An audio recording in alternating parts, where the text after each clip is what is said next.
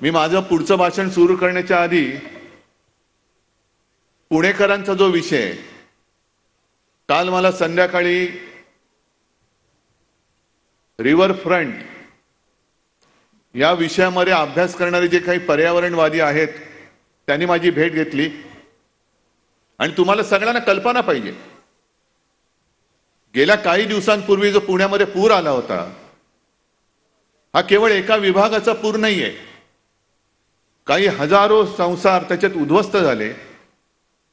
पाऊस पडला, पूर आला, तसं मागे पानशेतचंही धरण फुटलं होतं. या गेल्या काही दिवसांमध्ये सुद्धा पूर्ण देशात, मग वायनाड असेल, केदारनाथ असेल, बऱ्याच ठिकाणी पूर येतोय, भूस्खलन होतंय. आणि याच्यामध्ये आपण नुसतं निसर्गावरती टाकून नाही चालणार. काही गोष्टी ज्या आपण चुकतो आहोत, मी चुकत नाही म्हणत, गुन्हे घडतायत आपल्याकडनं, या गुन्हेगारांना लटकवण्यासाठी म्हणून सुद्धा आपल्याला जिंकलं पाहिजे. फासावरती नसलं तरी उलटं लटकवलंच पाहिजे. आणि मी तुम्हाला सर्वांना विनंती करेन, पुणेकरांना खास करून, की हा अख्खा विषय हा पुणेकरांचा आहे. एक विकासाचं स्वप्न दाखवणं खूप चांगलं आहे की इकडे जॉगिंग ट्रॅक होईल, सायकल ट्रॅक होईल, हे बरोबर आहे. पण त्याच्यासाठी माझ्या शहराची काय हानी होणार आहे ते सुद्धा दाखवा जरा. आणि मी फक्त 2 फोटो तुम्हाला दाखवणार आहे. हे घेऊन जा.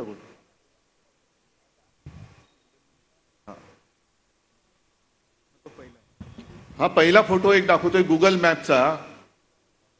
मुंबईमध्ये जसं पूर आल्यानंतर आपण काही ठिकाणी त्याची उपाययोजना केली, तरी देखील यावर्षी आणखीन वेगळ्या ठिकाणी पाणी तुंबलं. कारण मुंबईमध्ये चाललेली बेसुमार नियोजन शून्य मेट्रोची कामं, अनेक ठिकाणी मुंबईकरांच्या पाण्यामध्ये, पिण्याच्या पाण्यात गटाराचं पाणी मिक्स होतंय, पोटाचे विकार होत आहेत.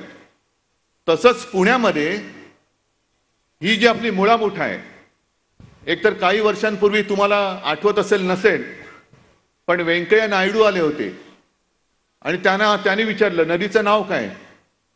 मग त्यांना कोणीतरी सांगितलं की मुळामुठा. त्याला काही नावं आहेत, नावं कशी पाहिजे. काय व्यंकय्याचं नाव ठेवायचं नदीला, का मोदींचं नाव ठेवायचं, मोदी नदी.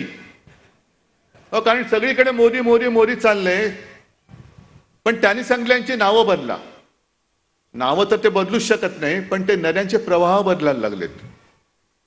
एक ह्या नदीच्या प्रवाहामध्ये नाईक बेट आहे, नाईक बेट. पुणेकरांना कल्पना असेल, आहे ना रे, हो की नाही.